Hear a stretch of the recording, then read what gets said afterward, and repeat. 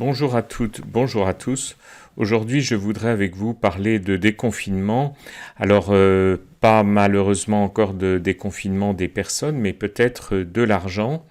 Et je m'expliquerai sur l'utilisation peut-être un petit peu polémique et abusive de ce terme concernant les placements et notamment les placements financiers en France en général.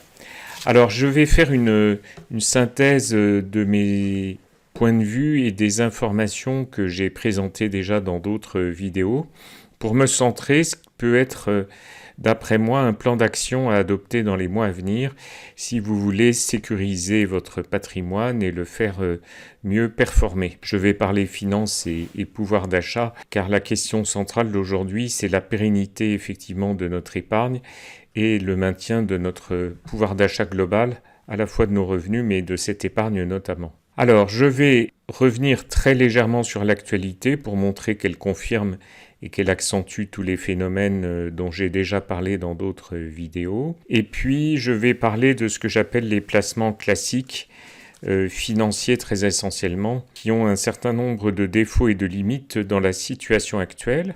Et je vais donner des pistes d'action tout à fait concrètes pour celles et ceux qui souhaitent avoir mon point de vue et mes propositions.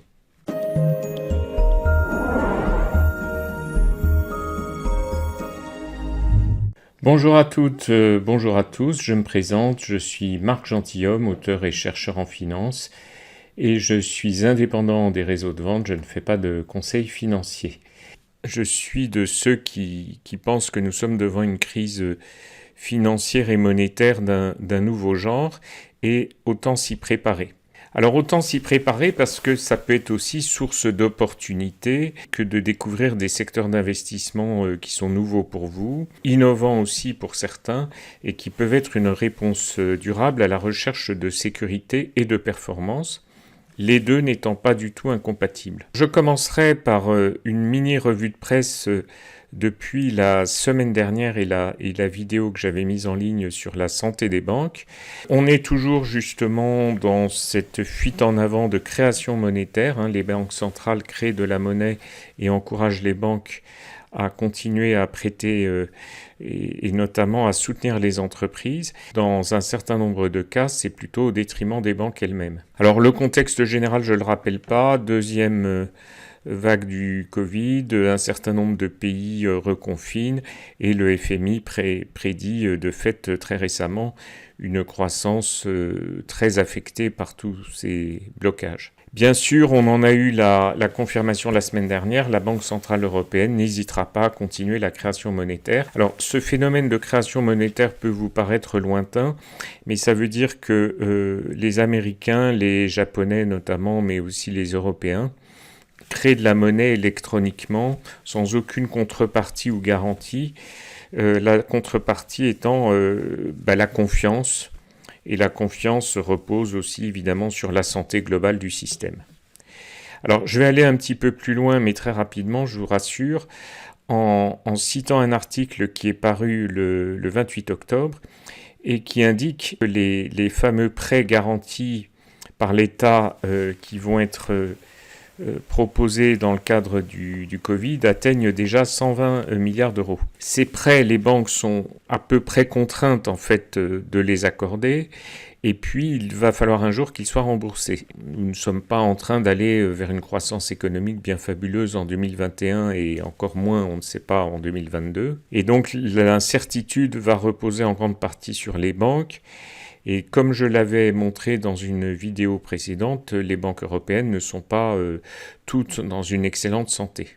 Alors je continue cette mini revue de presse en me centrant sur les phénomènes justement monétaires dont les grands médias vous parlent peu ou pas du tout, d'abord parce qu'ils sont très lointains des préoccupations quotidiennes, mais en fait, via la monnaie, ils concernent votre niveau de vie en 2021 et dans les années à venir. Alors notamment, on voit du côté américain qu'il y a quand même un certain nombre d'études et de ballons d'essai qui sont lancés sur la digitalisation des monnaies, c'est-à-dire que finalement nos vieilles monnaies fiduciaires pourraient avoir une forme électronique qui les ferait ressembler à des crypto-monnaies, mais des crypto-monnaies d'État. Quand le FMI parle de Bretton Woods, il parle de cette assemblée qui s'est tenue en 1945 et qui a consacré le dollar comme étant la monnaie de réserve mondiale. Mais à l'époque, jusqu'en 1971, le dollar, il était garanti par l'or. Ça n'est plus le cas depuis 1971. Aujourd'hui même, on voit des rumeurs et des propos et des prises de position sur un grand reset, une grande réinitialisation. Et notamment, Time en fait sa couverture du mois d'octobre.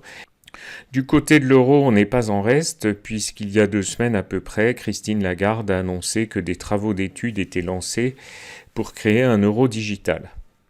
Alors moi je vais vous donner un point de vue personnel qui est étayé aussi par un certain nombre d'avis. L'électronisation totale de la monnaie a pour but entre autres de faire disparaître le cash, de mieux contrôler certainement un jour toutes les transactions et de mieux capter effectivement les flux, et notamment les flux d'épargne. Comme les banques ne vont pas très bien, et notamment les banques européennes, elles ont tout intérêt à garder leurs fonds propres et à garder des ressources qui comptent pour elles, et notamment vos fameux dépôts. Un autre projet qui est évoqué, c'est aussi la création d'un revenu universel qui serait justement délivré par les monnaies digitales. Je voudrais passer au chapitre suivant. Est-ce qu'il faut exprimer du pessimisme et le justifier, ou est-ce qu'il faut être juste clairvoyant ? Je pense que pour bien gérer à long terme ces affaires financières, il vaut mieux être clairvoyant. Aujourd'hui, moi je voudrais vous parler des risques cachés de votre épargne, j'en parle à plusieurs reprises, mais c'est vraiment un thème sur lequel vous êtes, de mon point de vue, insuffisamment informé. Alors d'abord, les placements financiers classiques sont lourdement pénalisés, ça vous le savez. Je regrette qu'il y ait parfois une certaine forme de résignation et d'absence de curiosité pour aller chercher autre chose. Ensuite, ce que vivent les particuliers quand ils ont placé leur argent, c'est des bulles, car nous sommes dans certaines bulles pour certains marchés, qui d'après moi sont en sursis, notamment les marchés d'actions et certains types d'immobilier. Alors le problème des bulles, c'est qu'on est très satisfait lorsqu'on a investi avant une bulle de vivre la hausse très importante qui est créée par le climat d'euphorie, mais le problème c'est qu'on n'en sort pas. Il est très difficile de sortir raisonnablement d'une bulle. Autrement dit, on vit l'euphorie et puis derrière, après, on vit la rechute. Troisième sujet important, et j'ai commencé à l'esquisser dans l'actualité, c'est le risque de dévaluation des monnaies et donc de perte de pouvoir d'achat totalement mécanique. Alors pour répondre à ces questions, je voudrais passer en revue les fameux risques cachés dont je parle pour les placements financiers classiques. Perte de pouvoir d'achat, d'abord si ces placements financiers ont de faibles performances. Ce qui est le cas, comme vous le savez, les placements notamment bancaires, le livret A, les contrats d'assurance vie en euros ne rapportent plus que 0,5 à 1% en moyenne. Le deuxième risque que j'ai listé, c'est le risque d'avoir fait des placements en actions. La question pour les particuliers que je rencontre assez souvent, c'est de savoir quel est leur degré d'exposition, comme on dit, au risque action et à quel degré, à quel pourcentage ils sont investis. Troisième risque, le risque fiscal et réglementaire, c'est-à-dire est-ce que l'État a une possibilité, a déjà les moyens juridiques de contraindre les épargnants ou de bloquer leur placement ou bien de les surtaxer. C'est vraiment une question qui se pose à l'heure actuelle puisque le sujet du financement de tout ce que coûte l'arrêt de l'économie et les subventions et les aides délivrées par l'État à cause de la crise Covid, tout ça est pour le moment repoussé au calendrier grec et peut-être que le débat un jour se fera. Il est pour le moment reculé, comme vous le savez. Pourquoi déconfiner ? Parce que quelque part, ces placements, je vais les passer en vue, ils sont un petit peu dans l'ombre, ils sont un petit peu enfermés aussi dans des formules juridiques et fiscales, notamment le contrat d'assurance vie, mais pas que. Finalement, vous laissez un petit peu le temps filer, vous ne regardez pas forcément les résultats de tout ça, et c'est bien dommage. Alors, premier volet, ça va être très rapide, tout ce qui est livret, plan d'épargne, livret bancaire et autres. Vous savez que ça ne rapporte effectivement plus rien parce que les taux d'intérêt ont énormément baissé et pourtant des sommes viennent, comme vous le savez, mécaniquement se stocker sur ces livrets. Donc moi j'appelle ça des parkings à perte de pouvoir d'achat. Il faut d'après moi y laisser quelques mois de fonds de roulement courant pour faire face à toute difficulté et pouvoir payer ses charges courantes, mais c'est dommage de laisser des sommes importantes dormir sur ces comptes. Ensuite, il y a effectivement l'assurance vie et les contrats retraite, avec un certain nombre de règles, notamment des règles de dépôt et de retrait, qui sont très très lourdes. Si vous effectuez un retrait auprès d'une compagnie d'assurance vie, comptez en moyenne de 3 semaines à 3 mois. Autrement dit, ce sont des produits qu'on dirait peu liquides dans le jargon des financiers. Et puis, je parle dans des vidéos spécifiques et des articles spécifiques des difficultés qu'ont certaines compagnies d'assurance vie aussi, parce que, comme à la banque, vous avez délégué votre gestion à quelqu'un, vous avez apporté votre argent, vous n'êtes plus que créancier, vous n'êtes plus propriétaire en réalité de l'argent qui se trouve logé dans les comptes de votre assureur ou de votre banquier. Et puis le système bancaire lui-même, je l'ai un petit peu évoqué tout à l'heure, mais j'en parle surtout dans d'autres vidéos, il est, en tout cas en Europe, très fragile.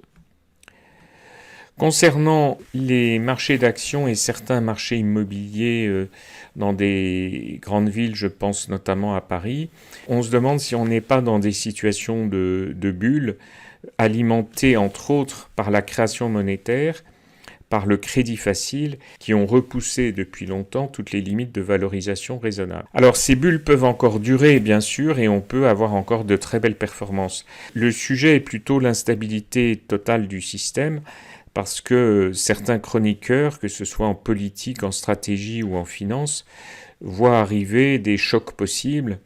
Nous sommes, au moment où j'enregistre, en train de vivre le choc de l'élection américaine, avec peut-être une incertitude qui va se prolonger, avec une montée de la tension entre les deux camps à un degré jamais vu, et une grande incertitude sur les bourses qui peut durer peut-être au moins tout le mois de novembre. Là, on a un réflexe très souvent de ne pas voir une bulle quand on est dedans et puis de se satisfaire de ses performances sans chercher à se dégager, à diversifier un petit peu mieux ses placements et à aller voir si on ne peut pas rééquilibrer tout ça par prudence. La fuite en avant du système, elle participe aussi de l'encouragement des bulles.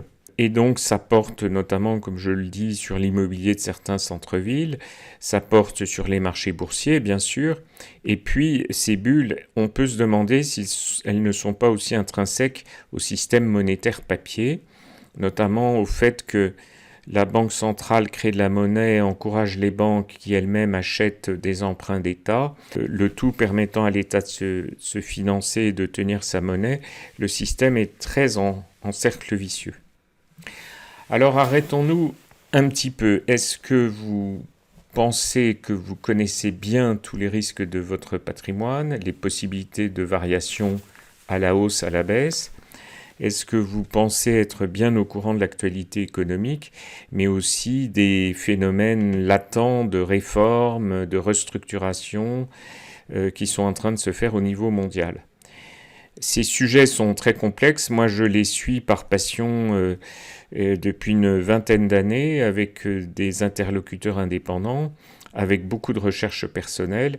Et puis, je regarde aussi ce que font des grands investisseurs. Je citais l'autre jour Warren Buffett, qui est très connu, premier investisseur privé américain avec un fonds qui a une performance extraordinaire depuis une quarantaine d'années. Et récemment, il a investi dans une mine d'or alors qu'il jurait ses grands dieux que l'or n'avait évidemment aucun intérêt. Aujourd'hui, justement, le risque de dévaluation monétaire, il est lié à la mise en cause de l'euro, qui est une monnaie dans laquelle les écarts entre pays ne se voient pas, mais ils se creusent. La dévaluation des monnaies, c'est un jour aussi la question qu'on peut se poser sur le dollar, puisqu'il y a des grandes manœuvres politiques et économiques entre la Chine et les États-Unis, et la Chine elle-même prend des initiatives dans ce domaine. Est-ce qu'on va vers une grande redéfinition de notre système monétaire et comment s'en protéger ? C'est toute la question que je pose via ces constats. et la question à laquelle aussi je tente de répondre via des solutions pour vous protéger des réformes monétaires. Au niveau des phénomènes moins suivis et moins relatés par les grands médias, la Chine notamment, mais elle n'est pas la seule, a effectué une véritable ruée sur les métaux précieux et cela continue et de façon, semble-t-il, détournée et clandestine. Elle a fait aussi une ruée sur les terres rares. Elle a effectivement acheté un certain nombre de mines d'or et d'argent, et tout ça, comme on le sait avec la Chine, ce sont des stratégies de long terme qui peuvent un jour la mettre en position de force dans une renégociation complète du système monétaire. Alors ce plan d'action dont je parlais tout à l'heure qui vous concerne maintenant, il faut bien voir quelle en est sa logique. Comme je disais tout à l'heure, il s'agit de vous redonner une marge de manœuvre, quelles que soient les crises qui peuvent survenir et dont j'ai parlé. Et ensuite, il faut essayer de voir comment affecter cet argent dans quelque chose qui, par définition, serait un gardien ou des gardiens de valeur par rapport aux chocs financiers et monétaires. Et puis, pourquoi pas aussi s'intéresser à des secteurs qui peuvent conjuguer plus de sécurité, plus d'indépendance par rapport au système classique, mais aussi des performances. Et c'est l'axe de mes recherches et de mes investissements que je souhaite vous faire partager. Il est important de se redonner des marges de manœuvre, donc ce que j'esquisse là d'une façon générale, c'est que si vous faites un constat que vous avez pris trop de risques sur les actions, que vous êtes dans des placements un petit peu carcans et que finalement vous avez aussi trop d'épargne rémunérée à 0,5%, il faut peut-être redistribuer une partie de ce poste, j'ai pas dit tout, mais le redistribuer d'une part pour vous reconstituer une réserve accessible, et cette réserve accessible, c'est quasiment ou essentiellement du cash, c'est-à-dire vraiment des disponibilités, voire un petit peu de liquide, mais aussi éventuellement un petit peu de monnaie, métaux précieux très facile à acheter, même à distance. Éventuellement un petit peu pour ceux qui y croient de crypto-monnaie, parce que ça va être totalement en dehors des réseaux classiques, ça ne va pas être bloqué en tout cas pour le moment, et vous allez pouvoir faire face à des situations imprévues. Alors faire face à de l'imprévu, justement, c'est ce que les financiers eux-mêmes prévoient, puisque mon collègue Éric Verhaeghe a publié un article au milieu de l'année en disant pourquoi les initiés planquent du liquide chez eux. C'est quand même assez curieux. Deuxième volet et troisième volet, une fois qu'on a prévu une réserve qui pourrait être par exemple de 4, 5, 6 mois de charges courantes, il faut peut-être redéployer aussi une partie de votre patrimoine et faire une vraie diversification. Alors qu'est-ce que j'appelle une vraie diversification ? C'est d'être vraiment hors système financier et système bancaire classique pour être à l'abri des variations monétaires et être à l'abri des faillites possibles. Et puis, il n'est pas interdit que cette redistribution et cette diversification, elle ne favorise pas non plus des investissements innovants. Alors, il y a plusieurs secteurs que je ne vais pas développer dans cette vidéo, mais notamment la blockchain et les crypto-monnaies, mais aussi les ressources naturelles et notamment l'eau, qui est une problématique importante dans le monde aujourd'hui et en France, et puis les ressources agricoles par exemple. Moi, je vous incite très vivement à élaborer un plan d'action, à faire un bilan de synthèse de votre situation, parce qu'il faut déjà y voir clair justement dans la répartition de votre patrimoine et la gestion de vos risques. Vous redonnez les fameuses marges de manœuvre, mais attention, le faire plutôt maintenant parce que peut-être que dans 6 mois ce sera largement trop tard, et puis constituer grâce à ces marges de manœuvre de la réserve et la diversification dont je parlais. Je vais aller un peu plus loin pour en faire quoi ? En fait, moi j'ai distingué, et j'en parle dans d'autres vidéos, au moins 3 secteurs, ce ne sont pas les seuls, qui répondent et qui cochent les cases de la vraie diversification et de la performance. Alors les métaux précieux, je rappelle que l'or a doublé en dollars depuis l'été 2018. Les crypto-monnaies, pour une part qui peut être une toute petite part d'initiation pour ceux et celles qui seraient intéressés. Et puis, à titre de diversification aussi, ce que j'ai appelé l'immobilier rural, et qui permet d'investir notamment dans de la terre et dans des jardins, ce qui est aujourd'hui une préoccupation tout à fait utile dans le contexte actuel. Alors pour ça, ce plan d'action, on l'a vu, et le calcul des marges de manœuvre que vous devez faire, il nécessite bien sûr d'être adapté. Alors adapté à votre situation, situation de famille, situation professionnelle, situation géographique, adapté à vos objectifs et à leur horizon, adapté à votre personnalité. Je propose et j'utilise en tout cas des grilles d'analyse et de suivi, mais aussi des questionnaires qui me permettent de caractériser chaque cas et d'y voir plus clair avec vous. Voilà la synthèse que je voulais effectuer avec vous aujourd'hui. Bien sûr, vous retrouverez sur mon blog un certain nombre d'articles et d'outils, et puis vous pouvez m'adresser toute question, toute suggestion par mail à contact@markg.com. Je vous remercie beaucoup de votre attention et je vous dis donc à très bientôt. Merci.